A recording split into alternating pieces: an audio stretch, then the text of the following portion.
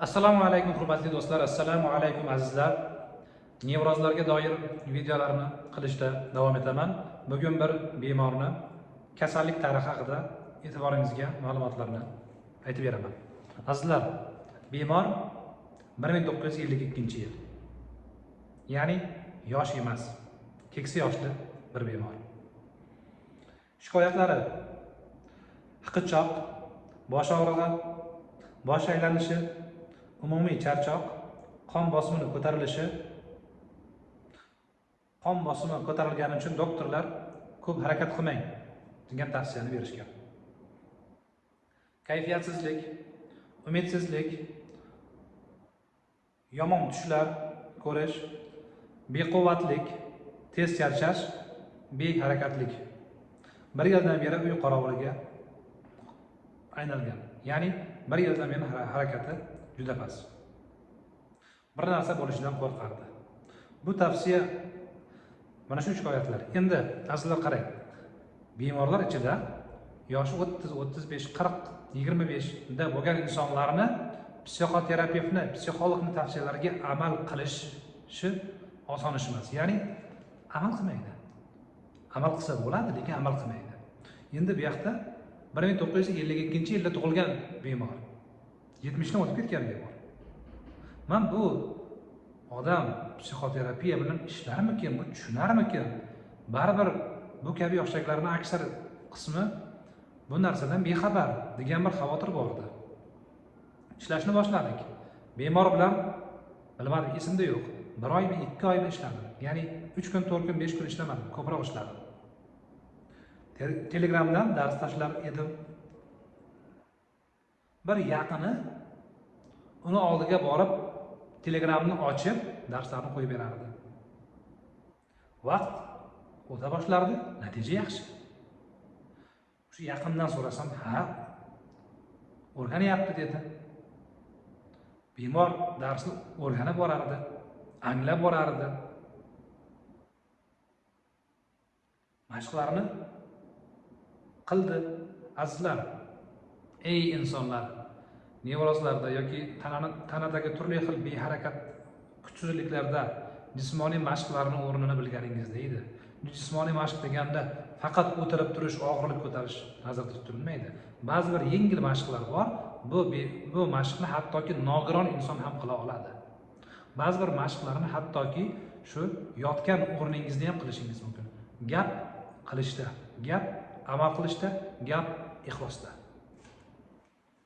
Endi bir necha oydan keyin O'zbekistonga borganimdan keyin bemor oldimga keldi.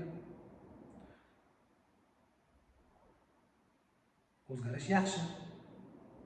Bu sentyabr oyining oxirlari edi. Undan keyin taxminan 1 oycha o'tgandan keyin yana ahvolni so'rasam, ahvol yaxshi. 80-90% o'zgarish bo'lgan. O'zlarining fikrlari bo'yicha. Meni o'zimning shaxsiy fikrim emas bu. 80-90% o'zgarish bor. Endi qarang. Men o'zimni eng zo'r doktor deb bilmayman. 2011-yildan beri o'qib kelyapman. Hozir ham o'qiyapman. Kelajakda ham o'qish niyatim bor. Bo'ldi endi, yetadi deydigan niyatim yo'q. O'qishimiz kerak, o'rganishimiz kerak.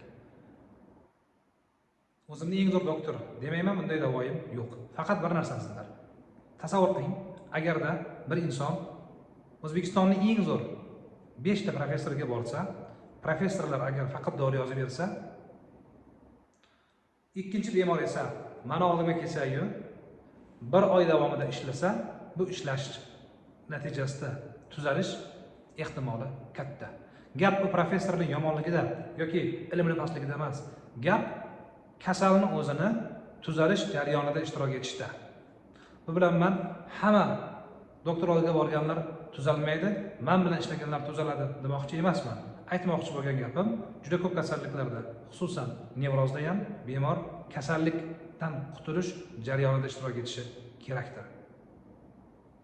Shunda natija bo'ladi. Bu bemorda nevroz, past kayfiyatsizlik bor edi. Bu insonga bir tarafdan mashqlar berildi, bir tarafdan nazorat qilindi, ikkinchi boshqa bir tarafdan esa asta sekinlik bilan dunyoqarash kengayib bordi. Aniqrog'i, o'zi haqida, dunyo haqidagi fikrlashi o'zgarib bordi. Shunaqa azizlar.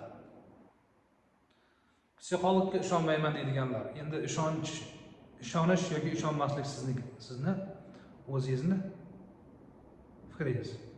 Faqat mehnat qilish faqat psixologiyada emas, boshqa sohada ham kerak. Ya'ni hozirda butun dunyoda ba'zi bir dorilar shu grejani o'tkir davrda ichiladi, qolgan vaqtlari gimnastika. Chunki shu sohalarni baquvvat qilish kerak. Nevroz, depressiyada ham inson dunyoqarashini o'zgartirmasa, fikrlashni o'zgartirmasa, tuzalish qiyin.